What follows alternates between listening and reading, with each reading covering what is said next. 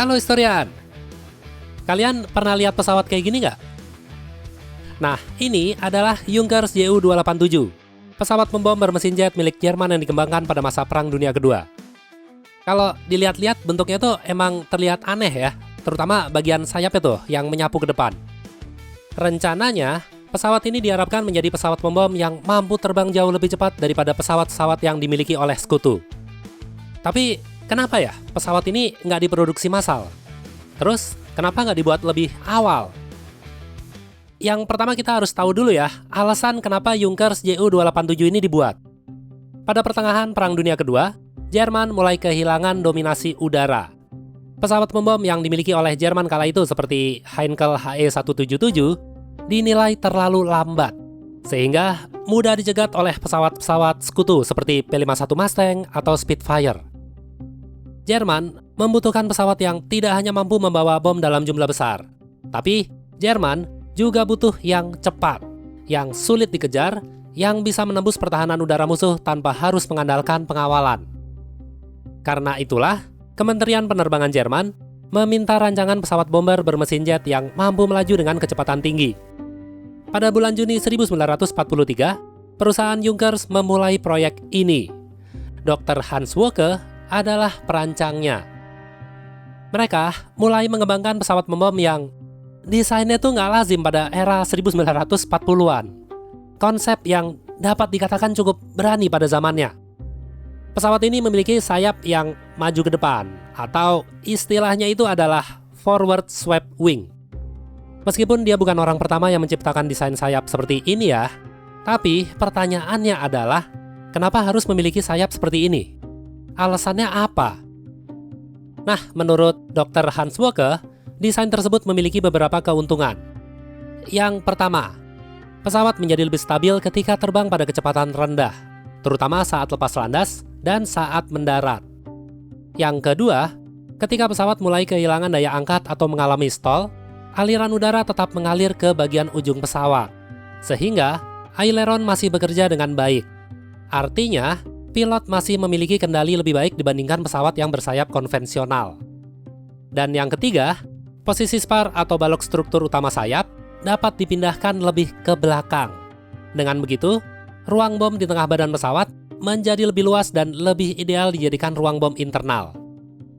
Meski terdengar banyak keuntungan ya, tapi desain seperti ini tuh juga punya kelemahan yang cukup serius. Pada kecepatan tinggi, gaya angkat justru membuat ujung sayap cenderung melintir ke atas. Ini sangat beresiko patah jika tidak diperkuat dengan material yang sesuai. Jerman sebenarnya sadar bahwa mereka udah dalam posisi yang sulit untuk mendapatkan material yang mereka inginkan. Tapi meskipun begitu, proyek ini tetap mereka lanjutkan. Prototipe pertama pesawat ini, yaitu Ju-287V1, mulai melakukan penerbangan perdananya pada 16 Agustus 1944 di Bandara Brandis, Jerman. Nah, ada hal menarik yang kalian ini perlu tahu. Prototipe ini sebenarnya merupakan gabungan dari berbagai pesawat yang udah ada.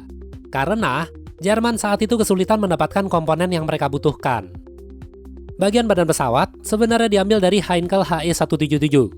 Terus, bagian roda pendaratan berasal dari Junkers Ju-352 dan B-24 Liberator milik Amerika Serikat yang berhasil mereka rebut. Lalu, bagian ekornya memakai komponen Junkers Ju-388. Bisa dibilang sih sebenarnya ya, prototipe Ju-287V1 ini adalah pesawat Frankenstein. Tapi mau gimana lagi ya, Jerman itu udah kekurangan material, komponen susah dicari, ditambah lagi mereka ini butuh cepat. Ya udah, templak-templok aja. Yang penting bisa, yang penting jadi, yang penting asal Bapak senang. Oke, sekarang kita bicara spesifikasi. Ju-287 ini diawaki oleh 2 orang. Satu adalah pilot, dan satu lagi bertugas sebagai navigator sekaligus operator bom. Memiliki panjang sekitar 18,3 meter, rentang sayap 20,11 meter, dan tinggi sekitar 4,5 meter kalau diukur sekaligus dengan rodanya.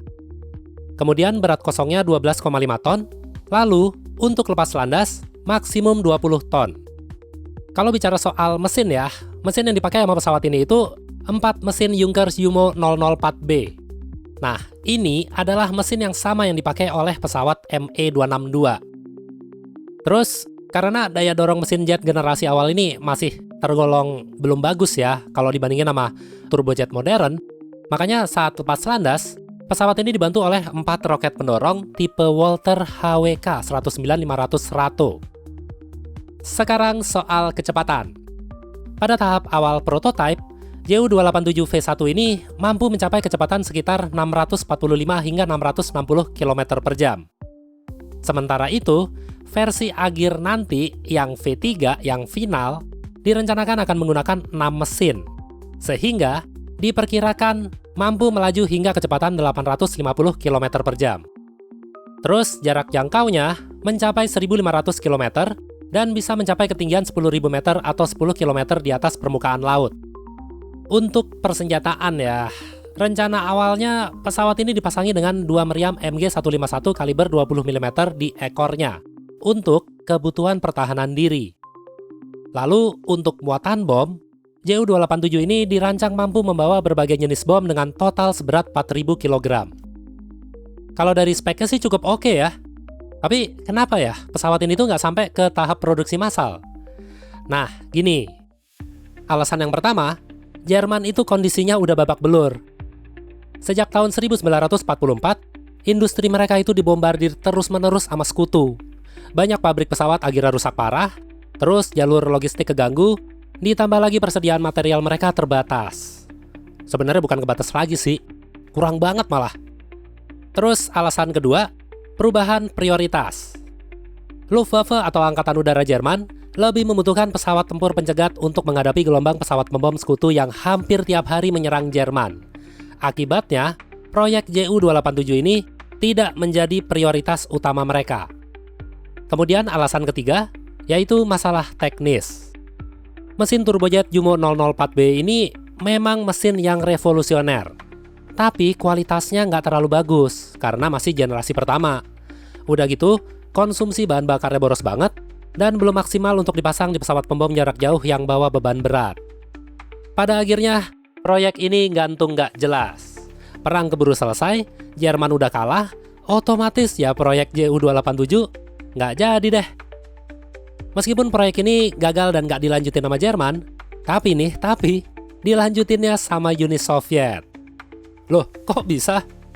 Ya karena saat pasukan Soviet berhasil merebut fasilitas Junker pada tahun 1945, mereka juga membawa dokumen, komponen, serta beberapa insinyur Jerman yang terlibat dalam proyek JU287. Dari proyek JU287, proyek ini berubah menjadi proyek OKB-1EF131. Kalau nggak percaya ya, cek aja sendiri di Google. Lihat sendiri tuh, fisik pesawatnya sama, sayapnya juga sama, yang beda cuman penempatan mesin aja. Tapi ya, proyek tersebut juga nggak tahan lama, karena teknologi pesawat jet berkembang dengan sangat cepat. Desain JU287 ini dianggap kurang relevan untuk pertempuran di masa yang akan datang. Meskipun JU287 gagal diproduksi massal dan gagal memasuki medan perang, pesawat ini tetap dikenang sebagai salah satu desain pesawat bomber yang inovatif pada masanya. Konfigurasi sayap penyapu ke depan yang diterapkan oleh Hans Woeke ini menjadi inspirasi penerbangan modern dan kembali dipelajari oleh para insinyur. Bahkan, diterapkan pada pesawat eksperimental seperti Grumman X-29 milik Amerika Serikat atau Sukhoi Su-47 Berkut milik Rusia. Andai-andainya mana bang? Tumben kagak ada. Ya udah, sini bro, gue jelasin ya. Yang namanya pesawat bomber tuh di mana-mana sama aja, bawa bom, jatuhin bom, abis itu pulang ke markas. Cuma yang ini bedanya pakai mesin jet, susah dikejar, susah dicegat. Terus mau beneran diproduksi massal apa enggak? Kalau Jerman masih dipimpin sama kumis sengklek, tetap aja kalah.